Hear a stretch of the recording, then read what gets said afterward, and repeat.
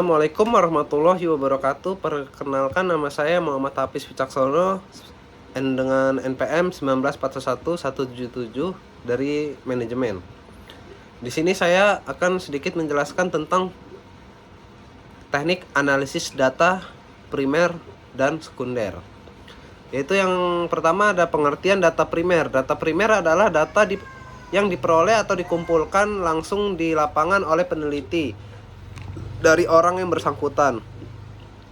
Dikutip dari buku pokok-pokok materi metodologi penelitian dan aplikasinya. Data primer didapatkan oleh peneliti secara langsung dengan cara wawancara, survei, eksperimen, dan sebagainya. Fungsi data primer. Data primer sangat dibutuhkan untuk memberikan penjelasan mengenai masalah tertentu. Berikut ini adalah fungsi data primer.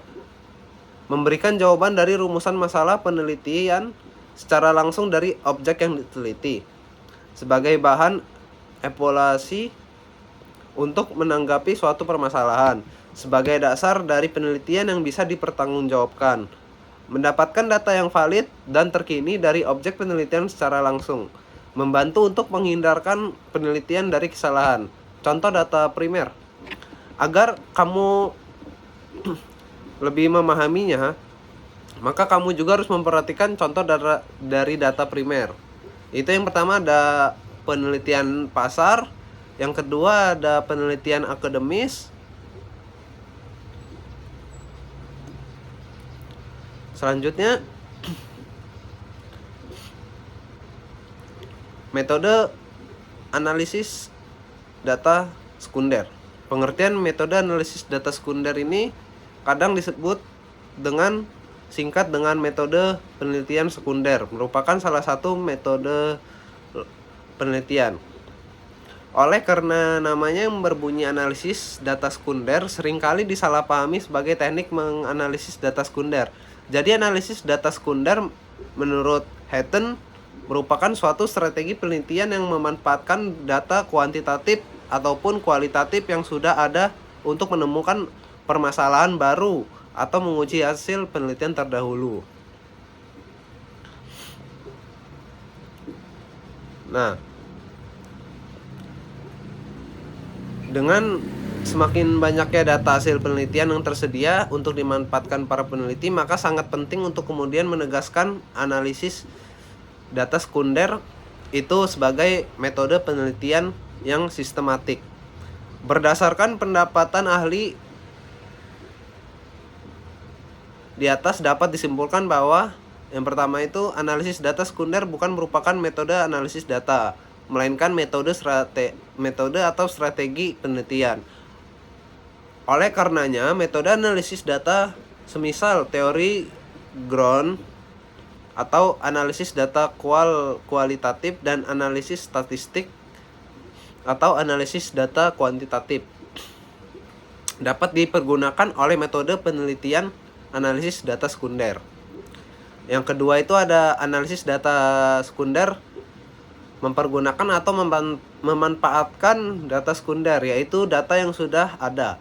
Dalam hal ini penelitian data sekunder tidak mengumpulkan data sendiri, baik dengan wawancara, penyebaran angket atau daftar isian, melakukan tes, menggunakan skala penelitian atau skala semacam skala Likert. Selanjutnya ada tujuan penelitian sekunder menurut beberapa ahli. Yang pertama, menerapkan permasalahan penelitian baru.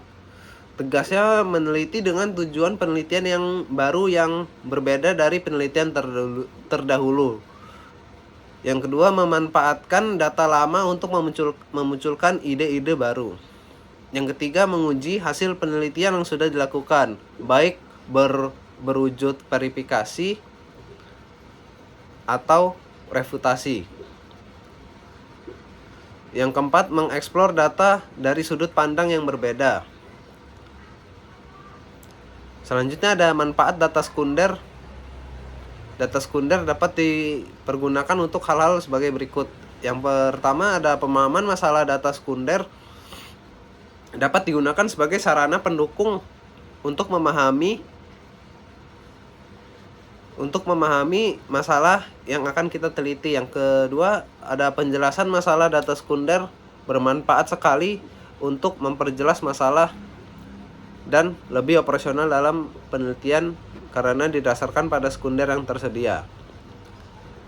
Selanjutnya ada jenis data sekunder. Seperti telah diutarakan di atas, data sekunder itu dimaksudkan data yang sudah ada, tidak dikumpulkan atau digali sendiri oleh peneliti.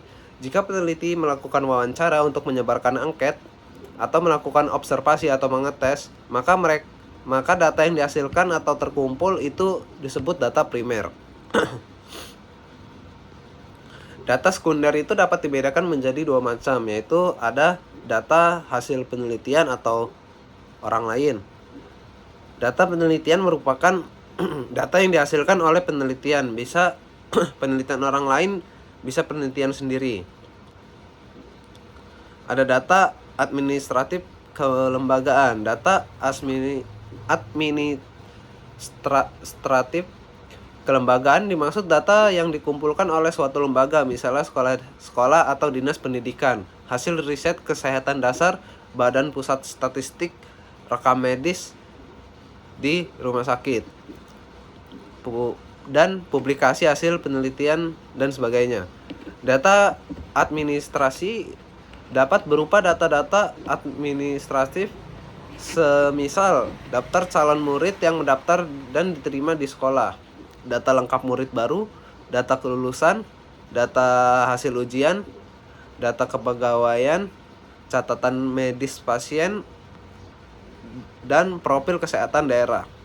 Sepertinya itu saja yang dapat saya sampaikan. Terima kasih. Wassalamualaikum warahmatullahi wabarakatuh.